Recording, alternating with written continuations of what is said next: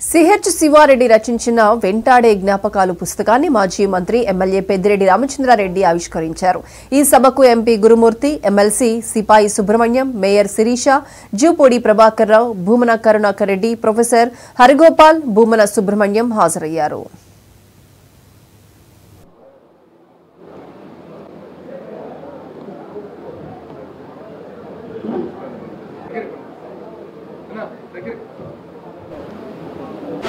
మార్చడానికి కావలసిన ప్రేరేపణ, మార్చడానికి కావలసిన చైతన్యం ఏదో మనం ఏమి విన్నామా అని మహిళా పరిస్థితిలో ఉన్న ప్రదర్శన చేయాలా అబ్సిడిటీ మీద.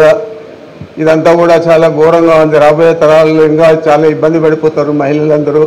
మరి విద్యార్థిని వీళ్ళందరూ కూడా మేము తిరుగుతాం పోతామంటే పోలీసులు పర్మిషన్ ఇవ్వకపోయినా, యూనివర్సిటీలో మా ప్రిన్సిపల్ కానీ వైస్ ఛాన్సలర్ కానీ పర్మిషన్ ఇవ్వకపోయినా నేనే చేయండి పర్వాలేదు మేము ఉన్నామని చూస్తామని చెప్పి దాదాపు ఇందాక చెప్పినట్లు ఆయన 3000 మంది మహిళలందరూ ఆ రోజుల్లోనే పట్టణంలో అంతా కూడా ర్యాలీ చేయడం జరిగింది. ఇట్లా అనేక కార్యక్రమాలకు అంతా కూడా నేను సహకరించేవాడిని.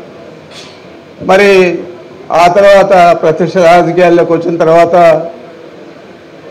అప్పుడు కూడా శివారెడ్డి సలహాలు అడిగేవాడిని, ఎట్లా చేస్తామన్నా ఏం చేస్తాను, తిరుపతిలో అయితే నీకు ఈజీగా ఎమ్మెల్యే అయిపోతావు, జనార్దన్ రెడ్డి ఉన్నాడు నీకు బాగా దగ్గరగా ఉంటాడు, ఆయన చెప్తే టికెట్ ఇస్తారు, ఇది అంటే వద్దులేనా నేను మా ఊర్లోనే నిలవాల, మా ఊర్లో నాకు చాలామంది శత్రువులు ఉన్నారు. శత్రువులు అంటే నాకు ఎవరు శత్రువులు కాదు, అంతా కూడా పెద్ద పెద్ద మోతుబరి రెడ్లందరూ కూడా నాకు వ్యతిరేకంగా ఉండేవాళ్ళు. ఈడు చిన్న రైతు కుటుంబం నుంచి వచ్చాడు, ఈడు కూడా రాజకీయ నాయకుడా, ఈడు కూడా ఎమ్మెల్యేగా పోటీ చేస్తాడనే ధోరణిలో అందరూ ఉండేవాళ్ళు. మరి వాళ్ళందరినీ కూడా ఎదిరించి వాళ్ళందరూ కూడా ఈరోజు మంచిగాను చెడ్డగాను అందరూ కూడా మళ్ళీ నాకు మద్దతు ఇచ్చే విధంగా మలుపుకొని ఈరోజు వీళ్ళు పెట్టే పేరు ఏదైతే బూర్జువాలు అంటారో ఆ బూర్జువాలందరినీ కూడా ఇప్పుడు సామాన్యులుగా చేసుకొని అక్కడ మనం రాజకీయంగా స్థిరపడినాం తప్ప నేను ఆ రోజు తిరుపతిలో నిలవాలా ఇది అదనే ఆలోచన చేయలేదు. ఆ రోజు ఆయనకు కూడా ఇదే చెప్పాను, పెద్ద పెద్ద రెడ్లంతా ఉన్నారు, మనమంటే లెక్కలేదు వాళ్ళకు, వాళ్ళందరినీ ఎదిరించి ఏదైనా రాజకీయం చేయాలి కానీ ఊరికే ఏడవతామని ఎమ్మెల్యే నాకు ఇష్టం లేదని చెప్పి ఆ రోజు శివారెడ్డి గారికి చెప్పే నేను మళ్ళీ పీలేరులో పోటీ చేశాను. నల్గొండ జిల్లా దామరచెర్ల మండలం గణేష్పాడ్లో పెన్నా అదాని సిమెంట్స్ గనుల విస్తరణ కోసం పొల్యూషన్ కంట్రోల్ బోర్డు ప్రజాభిప్రాయ సేకరణ చేపట్టింది. మరో 304 హెక్టార్లలో సున్నపురాయి వెలికి తీసేందుకు 2 జిల్లాల అదనపు కలెక్టర్లు శ్రీనివాసరావు, రాంబాబు, మిర్యాలగూడ సబ్ కలెక్టర్ నారాయణ్ అమిత్ల సమక్షంలో ప్రజాభిప్రాయ సేకరణ జరిగింది. ఈ సందర్భంగా పరిసర గ్రామాల ప్రజలు, నాయకులు, పర్యావరణవేత్తలు, ఎన్జీఓలు అభిప్రాయాలు తెలిపారు.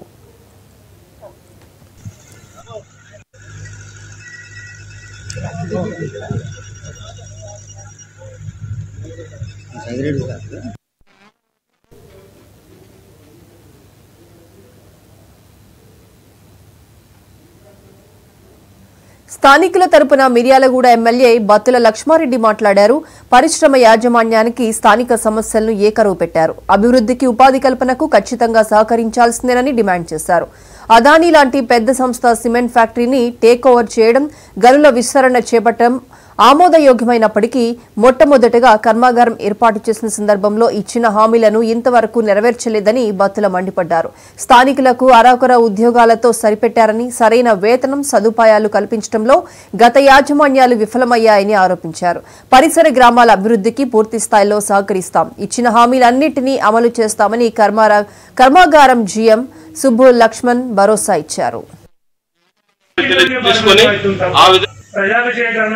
సరే ఇంతమంది పోలీసులు బందోబస్తు పెట్టారు, చేసుకుంటారు, వెళ్ళిపోతారు తప్ప గ్రామ డెవలప్మెంట్ లో మటుకు శూన్యంగా ఇవ్వరు. ఎందుకంటే వాళ్ళు మాట్లాడడానికి నేనే ముందు మాట్లాడితే పోతే ఉద్దేశం మాట్లాడుతున్నట్టు. ఇటు గణేష్ పాడు కావచ్చు, శూన్యపాడు కావచ్చు, కమిటీలో పనిచేస్తున్న ఎంప్లాయీస్ మీరు ఇస్తున్న క్వార్టర్స్, వాళ్ళకి ఇస్తున్న మౌలిక సదుపాయాలు 2 కిలోమీటర్లు ఉన్న గణేష్ పాడు కానీ శూన్యపాడు కానీ ఇవ్వలేకపోతున్నారు. కరోనా టైంలో ప్లాంట్ కరెంటు విషయంలో కానీ వాటర్ విషయంలో కానీ నేను కళ్ళారా చూసినా కాబట్టి చెప్తున్నా, అంత దరిద్రం ఫ్యాక్టరీ రాకుండా కూడా మేము అనుభవించలేదు. ఇది వాస్తవం. ఫ్యాక్టరీ ఉండాలా, మేము కాదంటలేదు. దేవాలయం లాంటి ఫ్యాక్టరీ మేము కాదన్నాం. డెవలప్మెంట్ కూడా అదే భాగంగా వచ్చి మాకు మంచిగా ఉంటుందనే కోరికతోనే ఈ వీటన్నిటి ఒప్పుకోవడం జరుగుతుంది తప్ప ఎవరు దవనవాడు వచ్చారు, వాడు సంపాదించుకుంటారు. కంపెనీ హైదరాబాద్ లో ఉంటున్నాయి, ఆఫీసులు హైదరాబాద్ ఉంటున్నాయి. వాళ్ళు హైదరాబాద్ లోనే కూర్చుంటున్నారు. ఏదంటే అక్కడ రాజు మాట్లాడుతుంటారు. ఇలాంటి అయినప్పుడు అందరూ ఇంటికి వస్తారు, మా దగ్గరకు వస్తారు, అన్ని చెప్తారు. కాదు మేము ఏదైనా అడగాలంటే హైదరాబాద్ రమ్మంటారు. ఇదేదో దరిద్రం మాకు అర్థం కాదు. అదేదో మీరే వచ్చి మా సమస్యలు ఇక్కడే కూర్చొని పెద్ద ఆఫీసర్లు ఎవరైతే హైదరాబాద్ లో ఉంటారో వాళ్ళు వచ్చి బాబు మీకు ఆ రోజు మేము మాటిచ్చాం ప్రజాసేకరణలో మేము మాటిచ్చాం, మీకు ఏమైనా పనులు ఏం లేదా? కనీసం 20 సంవత్సరాల్లో కన్నా సిమెంట్ వాళ్ళు కానీ దానికి అమ్ముకున్న చాణక్య సిమెంట్ వాళ్ళు కానీ ఇంతవరకు ఏ గ్రామానికి వచ్చి కూడా